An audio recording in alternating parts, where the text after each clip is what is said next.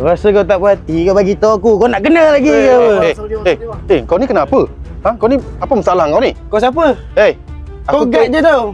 Ya betul, aku jaga kawasan ni. Kau ni duduk kat sini. Aku tengok kau ni dah banyak kali buat hal tau. Pasal ni berapa kali dah kau buat hang orang, kau pukul orang? Aku buang sampai kat sini je, takkan ni nak sound-sound aku macam tu. Dah, kau buang sampah merata, tentulah ditegur. Dan aku cakap dengan kau, kalau kawasan kau nak duduk kat sini, kau kena jaga perangai sikit. Asal nak sound-sound saya pula? Kau dah banyak kali buat hal kat sini sebenarnya. Patutnya kau tak layak duduk kat sini, kau tahu tak? Apa saya tak layak pula? Kau tak layak? Memang kau tak layak lah duduk bagi sini. kan. Oh, ajak. Ni dia. Jangan kau ni. Cakap tak mau dengar tolong.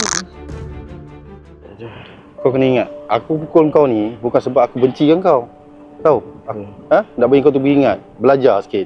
Kan? Kau tu muda lagi, jauh lagi perjalanan hidup kau tu.